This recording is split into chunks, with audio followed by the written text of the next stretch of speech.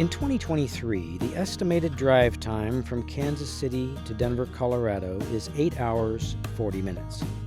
Kansas City to Santa Fe, New Mexico is 11 hours, 48 minutes. Long drives, but traveling along well-established paved highways, they are technically doable in a day. This is a far cry from the time when making those same journeys inspired some explorers to call the distance between these points the Great American Desert.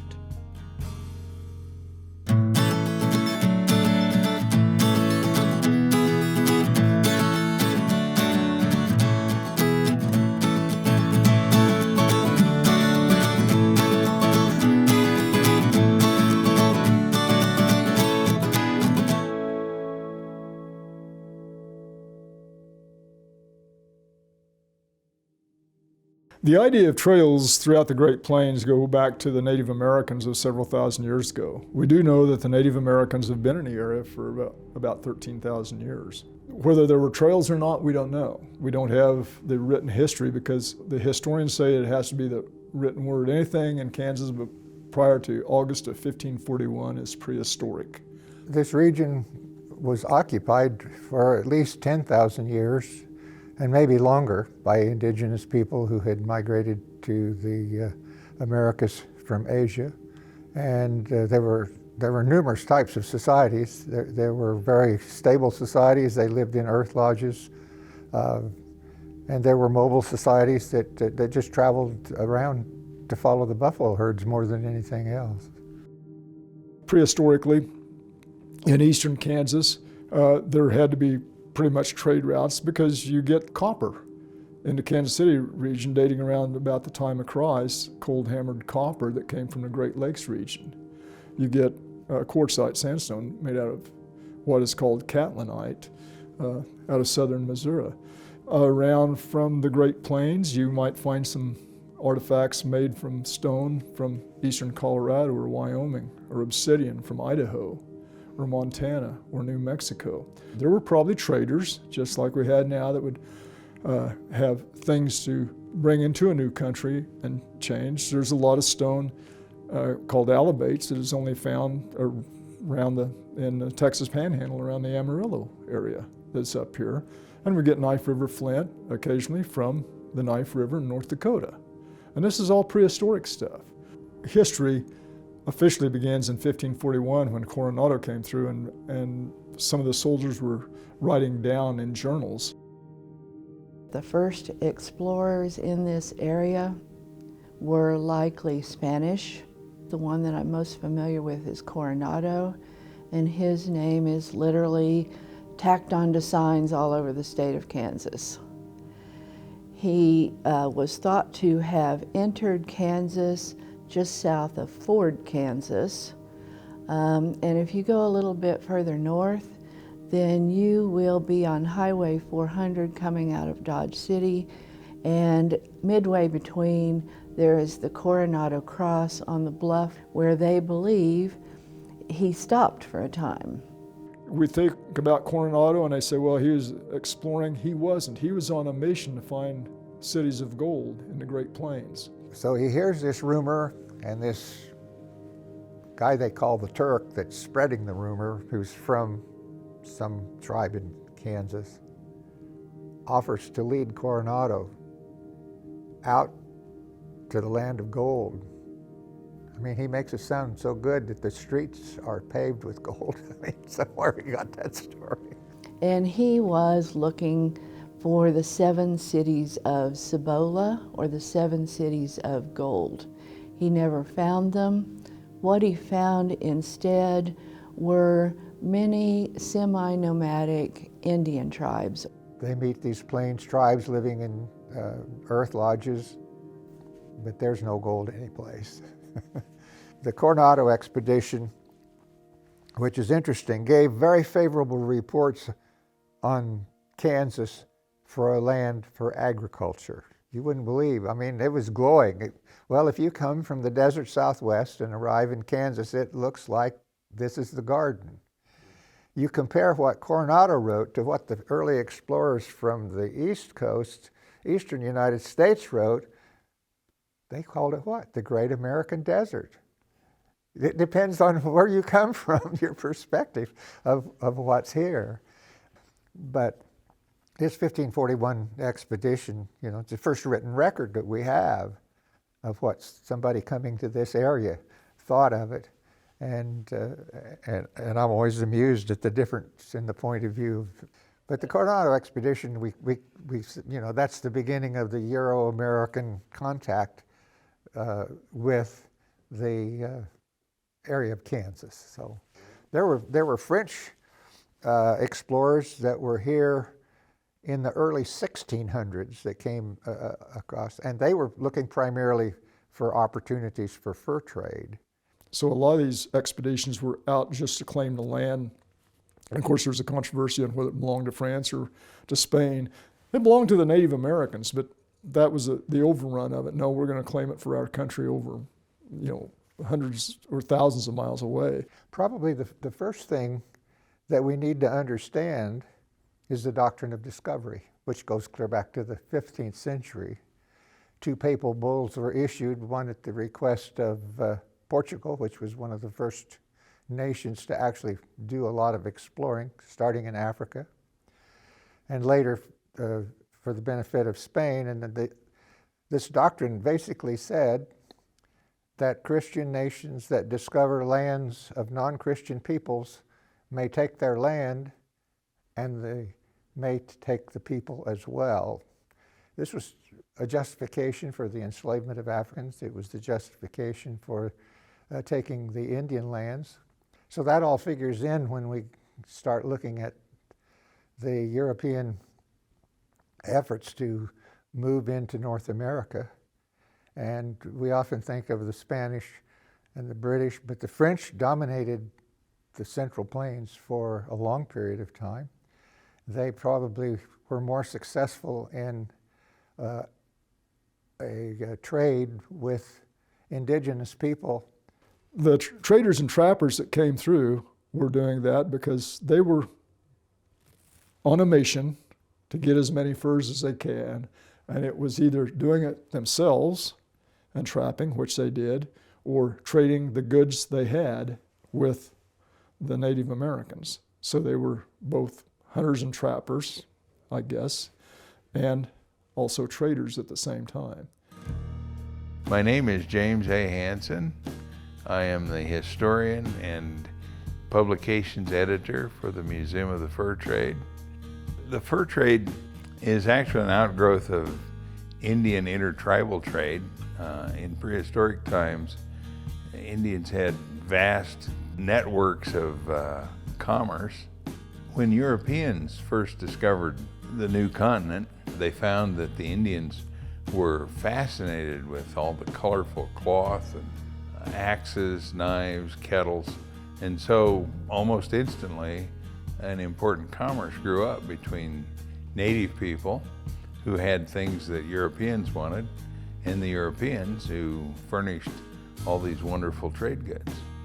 It continued as an important industry in the continental United States up until after the Civil War.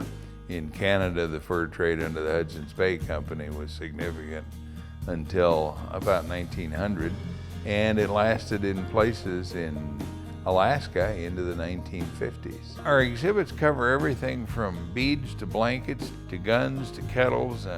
And then one thing that we started about 10 years ago, it was Charles Hansen's idea to publish an encyclopedia of trade goods, to put everything we know, all of our research, into a single significant source for just people interested in native culture.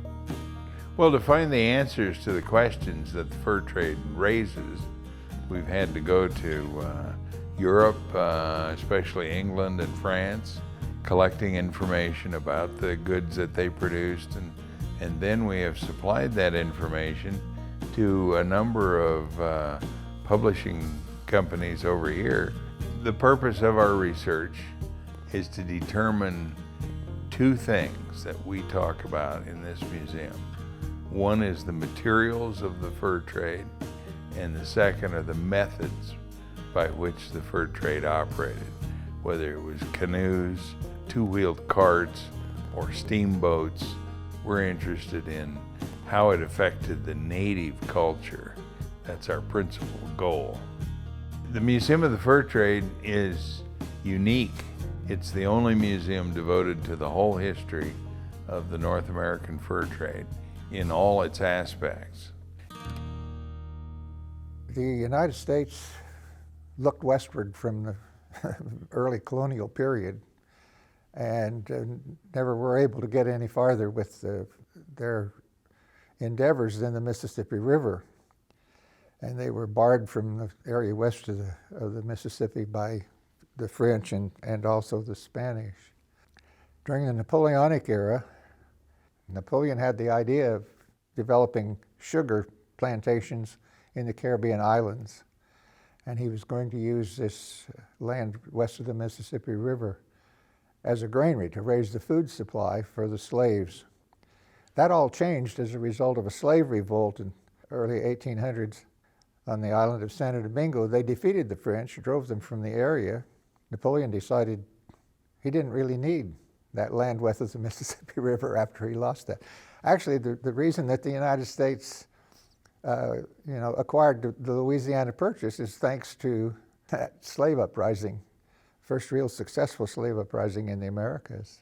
President Jefferson of the United States is very much interested in moving westward from the Mississippi River, and Napoleon offers to sell this land to the United States. That set the way for the Louisiana Purchase, which is sort of the key to understanding everything that happened afterward. President Jefferson made the Louisiana Purchase. Nobody had really seen this territory. Nobody currently in government had seen this. They didn't know what they'd bought. In fact, he didn't buy it just because of all the land that came with it. He bought it because he wanted Gulf and river access for trade and for access to other lands. So his goal was to get the Mississippi River and access to the Gulf of Mexico. So this is what starts the exploration. Jefferson sends the Lewis and Clark expedition to, well, first of all, they're looking for a waterway across the North American continent, believing that you could take the Missouri River to the mountains and maybe portage a little way with your boats and get on maybe the Columbia River and go to the Pacific Ocean. It wasn't quite that easy, but that's what they were sent out to do. There was no Kansas territory, there was no dreams of Kansas, there was nothing to suggest Kansas would ever be anything but a vast expanse until later. They just didn't have any plans for it except routes to take them around the United States. But there was another expedition that was sent out that became much more important to the expansion of the United States into the plains, and even to the development of the Santa Fe Trail, and that's the Zebulon Pike expedition, 1806 to 1807, to find the source of the Arkansas River, the source of the Red River, with the belief that those two rivers would play an important role in the final boundary between the United States. That was his main purpose. He set out from Fort Bellefontaine near St. Louis. They came into Kansas in September of 1806. They crossed the Flint Hills, and interestingly, Pike named the Flint Hills. He wrote in his journal, crossed rough Flint Hills, and that's the origin of that name. He was the one that kept meticulous notes. He drew maps. He made note of the flora and fauna around the way, the terrain, the geology. He started out with 23 men. They sent 5 of those back to try to navigate the Arkansas River from present Great Bend, Kansas. But Pike had gone west into present Colorado with only a party of 16. He searched and searched for the source of the Arkansas River and failed to find that. He made the mistake of straying into Spanish territory when he went into southern Colorado. He was arrested. He and his men were taken to Chihuahua, Mexico, where he was interrogated because they thought he was a spy. And when he convinced them that he was just trying to find out what his country had acquired, then they marched him clear across Texas and released he and his men at the Mississippi River into Louisiana. And the funny thing is, because they were afraid of the Native Americans, they allowed all of Pike's men to keep their weapons, but they confiscated his paper and his writing materials so that he could not spy. So, a very innovative man, he took his handkerchiefs and little bits of cloth that he could get, and with a charcoal, he continued to draw maps and make notes, which he rolled tightly and put down the barrels of his men's muskets. And when he finally did get back home after 1807, he wrote a comprehensive book, which is still available. Pike learns all about the population, the indigenous population, the government, the economy, the opportunities for trade that all go into his journal, which stimulates all sorts of things. Then there's Stephen Long. He came also at the request of the government, 1816 to 1823. He was better known as an inventor and a civil engineer than as an explorer. He was asked to do this, but he did it more as a matter of interest for himself. He covered over 26,000 miles in 5 expeditions out here into this territory. He was the first to bring artists and scientists along. He used a steamboat to travel up the Missouri River, and he was mainly tasked with finding the headwaters of the Platte, Arkansas, and Red Rivers. Mr. Long was the one who called it the Great American Desert. Long's turn of phrase created an imposing nickname for the region, but Pike's earlier journey spurred on the trade routes through it.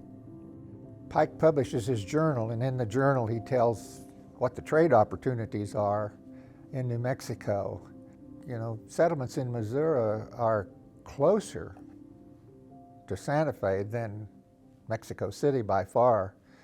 And he pointed out that they used pack mules to take about a 6-month trip to go to Mexico City, and then another 6 months back to get supplies for the northern provinces.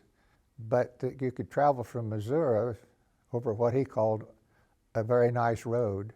And you could go from Missouri to Santa Fe in probably 2 months.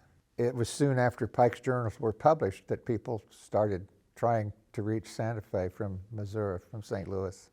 None of those expeditions were successful because Spanish policy was no trade outside of the Spanish Empire.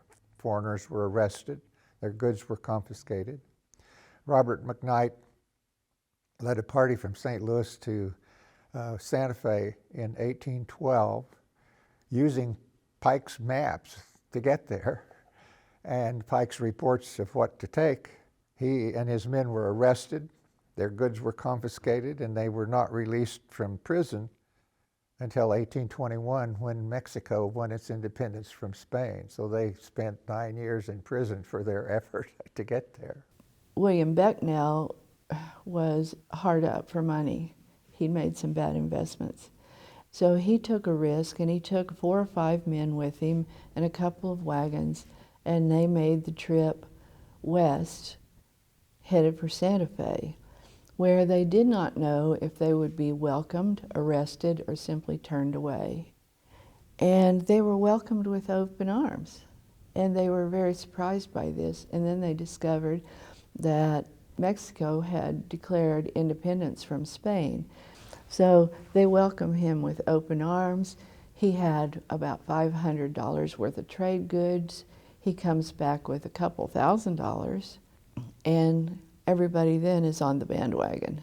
Robert McKnight's brother and some others arrived in December. They found his brother and their party that had been released from jail. And so these two parties, within just a matter of a few weeks, opened the Santa Fe trade. And the next thing was, and Becknell took wagons over the trail in 1822, was to find a good wagon road. And eventually that road developed along the north bank of the Arkansas River. That establishment of the Santa Fe Trail and other routes like the Smoky Hill Trail set the stage for the further development of the region on pathways that predate written history. Well, if you think about the era when the only thing out here were animals and Native Americans, and maybe not even the Native Americans so much. Most of them were pretty nomadic tribes. They followed the hunting. And so this is what I find really fascinating, almost every highway in America follows an old animal trail. And that's why when you're traveling across the nation, there are always rivers nearby, or what's left of them. The thing that you had to have a supply of along any trail was water. You couldn't go, if you could camp at water, well, animals moved from one water hole to another. That's the way the trails developed. And so when the Indians used them, and then later the traders, here's another day, here's another water hole. And so animals stayed next to rivers, animals followed areas where there was food and water. And then the Native Americans arrived and they followed the animals, because if they wanted to eat, you had to go where the animals were. The fur traders and trappers, they learned to use the Indian trails. They learned from the Indians. And when they became guides later to explorers or to wagon trains, they used those same trails. Well, then the Santa Fe Trail was following the animal/Native American trails along the Arkansas River. And that's how the trails were laid out, was really, terrain was a factor. I mean, you tried to avoid, real hilly ground or really rough ground. Interestingly enough, the railroad follows the same trails, and the highways, the modern highways. So the Smoky Hill Trail, first railroad to build across Kansas, followed that route. Interstate 70 follows a similar corridor.